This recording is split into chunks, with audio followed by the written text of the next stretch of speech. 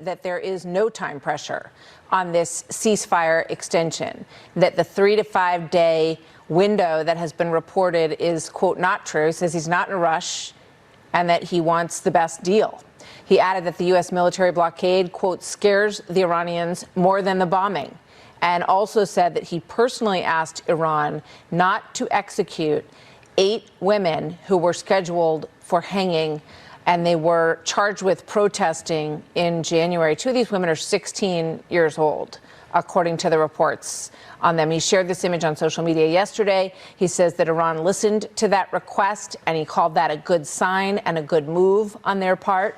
Iran reportedly denies that these women were going to be executed. White House Press Secretary Caroline Leavitt joins me now. Caroline. So you have Martha McFarland there reporting on what is taking place. The most recent developments with our negotiations with Iran, and some of those negotiations are certainly happening by force, an effort to try to get people to come to the table to talk. I think the real question is here, who are even the people who would come to the table to talk? President Trump does not seem to feel as though he needs to be hurried. He must have the upper hand. Let's get to our guest. Welcoming back to the show, KT McFarland, President Trump's first deputy national security advisor, also former Fox News national security analyst and author of Revolution, Trump, Washington, and We the People. KT, welcome back. It's great to have you with us. Well, it's great to be with you. And you made the whole point. President Trump is in no rush. Time is on the United States side, not on Iran's side. And frankly, we hold all the cards. I have heard people suggest that the best thing that can happen here for Iran is that they just draw this out, that they can delay it, that they can just take up time, cause the United States to have to use more of their munitions, and that the waiting game is the best thing that they have going on. But eventually it still seems like there's a natural conclusion here. Yeah, and the waiting game sort of goes both ways. On one hand, they'd like, the Iran pattern, the regime has for 47 years, they'll have a negotiation, and then they'll have a delay, and then they'll pause, and then they'll get back together, and maybe they reach a partial agreement, and then they want to renegotiate that partial agreement, and then they break that. It's sort of, wash, rinse, repeat. And so they want to play for time. On the other hand, President Trump has, I think, very brilliantly flipped the script on them, because what Iran doesn't have right now is time because of the blockade.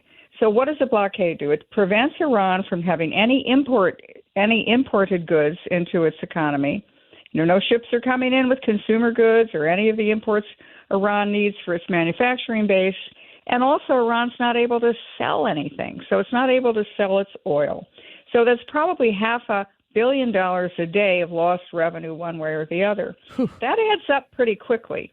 And in addition to that, there's some people say 14 days, some people say 18 days, some people say 10 days. There's a point at which the oil wells block up. So the way it works is that oil comes out of the ground in a well, and then it goes into a pipeline, and the pipeline goes from mainland Iran into an island in the middle of the Strait of Hormuz called Kharg Island. It goes by pipeline. And from the pipeline, the oil gets loaded into the empty oil tankers that are docked there. Gets filled up, the tanker gets filled up, and then it goes on its merry way.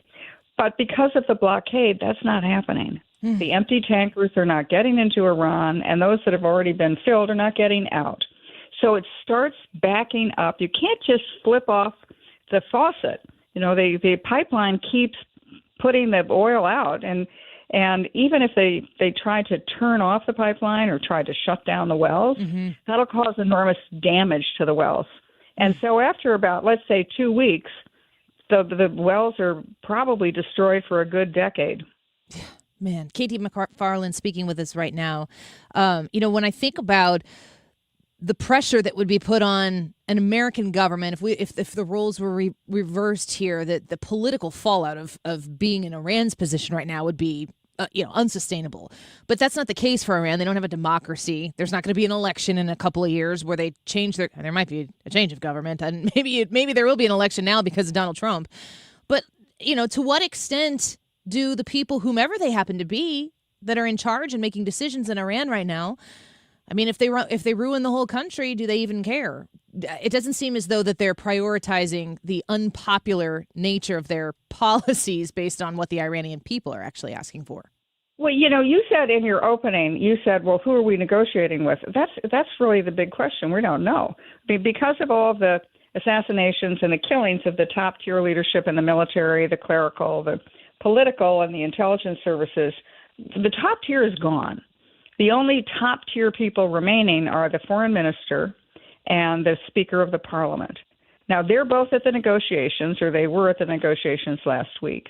But then the IRGC, the Iranian Revolutionary Guard Corps, the guys with the guns, those guys are the ones who seem to be more in charge. So the guys calling the shots are not the guys in the suits. It's the guys with the guns. Yeah. And the guys with the guns, they seem to want to just keep fighting, even though their position is untenable. And, when people say, oh, well, we're going to negotiate with those moderate Iranians, there are no moderate Iranians. We've been looking for moderate Iranians since the Reagan administration, if not before.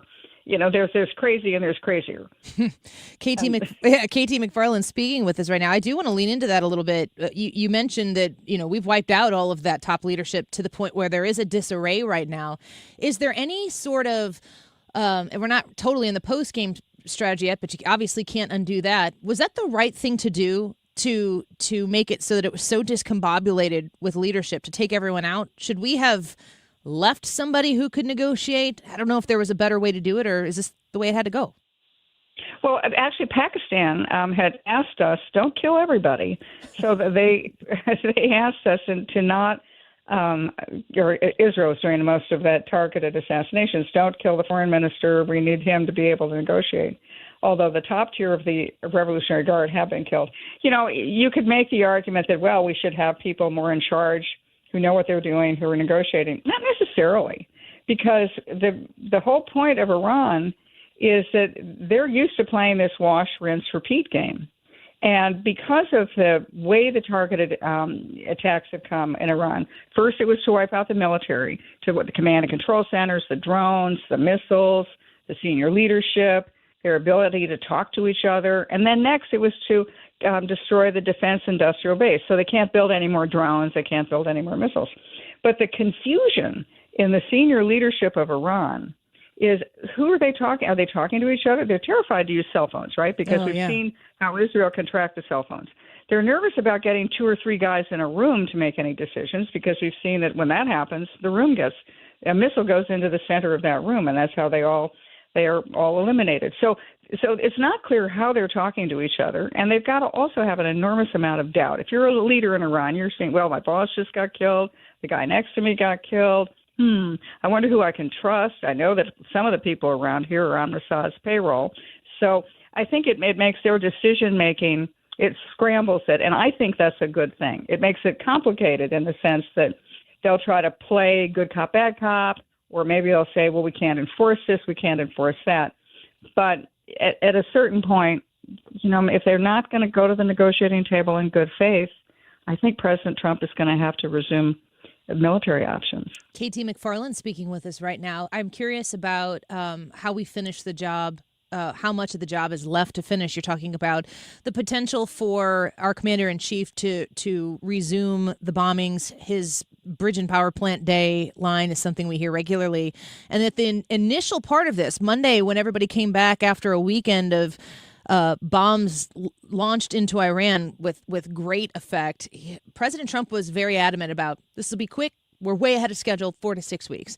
We're past that 4 to 6 weeks time frame. His message right now is, I'm not in a hurry. And he says he's not in a hurry because he's claiming victory in large part. It's more about, we've won the war, now we need to win the peace.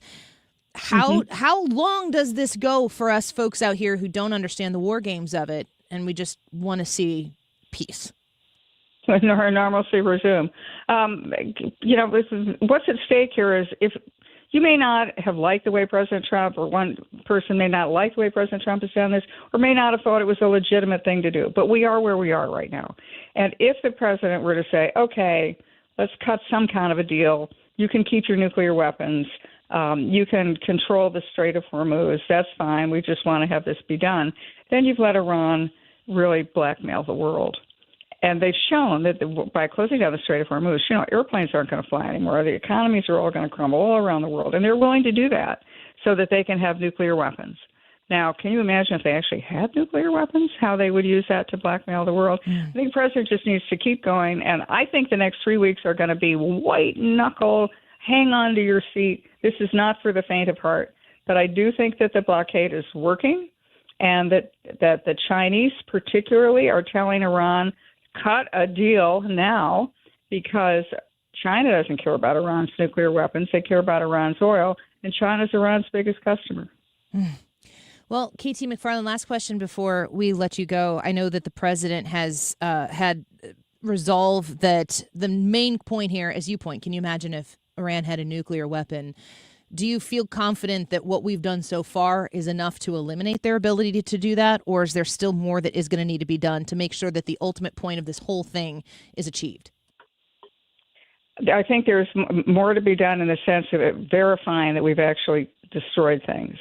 So I don't think it's U.S. boots on the ground, but it may be, scientists on the ground, or it may be other countries, the United Nations, somebody sending scientists to make sure that the Iranian nuclear program is gone. Trump's been pretty clear about it. No missiles, no nuclear weapons, no highly enriched uranium. That's not a big ask. And for that, you can have peace and prosperity for your people for the end of time. And yet they seem to cling to the nuclear weapons, which makes you realize that despite all the things they've been saying about, oh, no, we really don't want nuclear weapons, that they do. Sure, they certainly do. Do you feel as though our European frenemies will come around after the dust settles here and be like, yeah, we still need you, the United States? No, I think that the Europeans blame America. They thought everything was just fine. They're not worried about Iran's nuclear weapons. They don't care about Israel. And for the Europeans, in part, they just can't help. They've demilitarized. They don't have a defense industrial base. They've made conscious decisions over the last 20 years. They don't have a military. They need us to do it for them and keep the strait open, although they're going to complain the whole way about us. Like a spoiled child. Yeah. Oh, you said it, not me. Yeah, you can quote me on that. I don't know if anyone will know who you're talking about. KT McFarland, thank you for being with us here today. Your expertise is very, very appreciated. Thank you so much, Annie. Take care. Bye-bye.